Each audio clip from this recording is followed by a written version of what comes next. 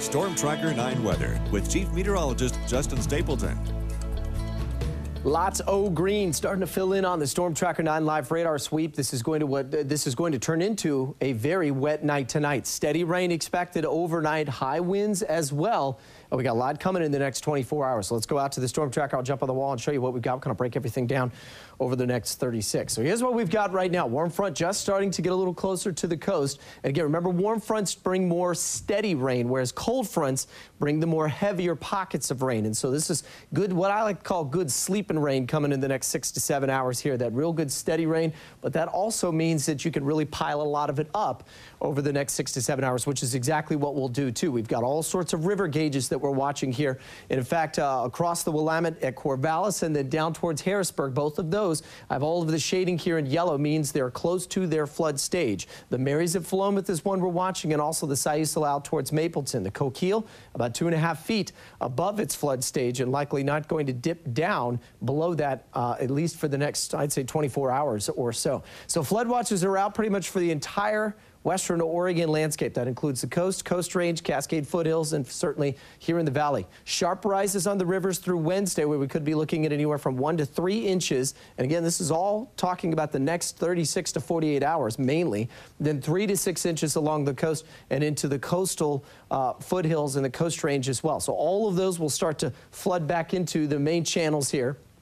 And that's why we have the flood concerns over the area rivers that we're watching. We're also watching for high winds tonight. High wind warnings are along the coast. Start at midnight tonight. Right now you can see the Storm Tracker winds, not too bad. Everybody below around 15, 20 miles an hour. But we'll see the strongest winds early tomorrow, just after midnight through around 10 a.m. We could see wind gusts in excess of 50 to 65, maybe 70 miles an hour as you get out towards the jetties and the headlands out towards the dunes, for example. Speaking of the dunes, 51 in Florence right now, 48 now in Eugene. You're starting to pick up on some light rain pushing on through. Will become a little more steady, a little heavier as we go overnight tonight. Same thing that we saw last week. Overnight lows where we should be for our highs this time of year.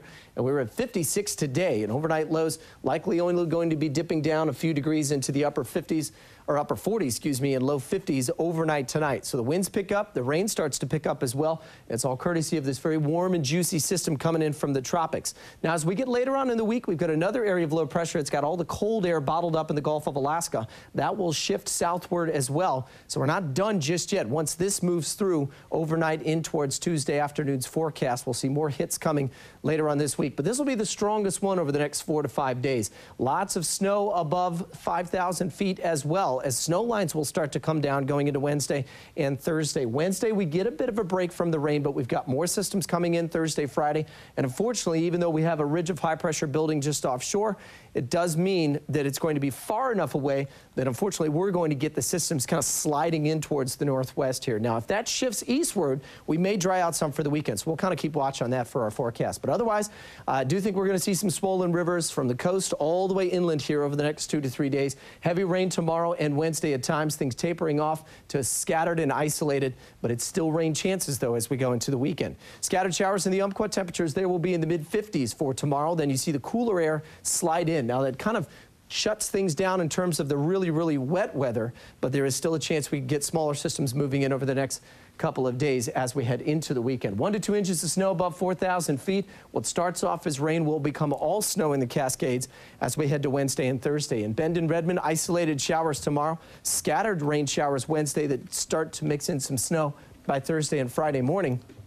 And then finally here in the valley, rainy and windy tomorrow. Temperatures in the low to mid 50s. We'll be looking at a cool down, but also still keeping the wet weather around for Thursday and Friday's forecast. And in fact, as we get to the weekend, guys, if we do happen to start to dry out, we could see afternoon highs Saturday and Sunday struggling to get to 40 degrees. Wow. Yeah, and that means the snow lines are likely going to drop down into the foothills. Could get a nice little dusting on some of the 2,000 to 3,000 foot ranges around town here. Yeah, but what does that mean if that starts to melt off and the rivers are already so full? Exactly. All right, thanks, Justin. Yep.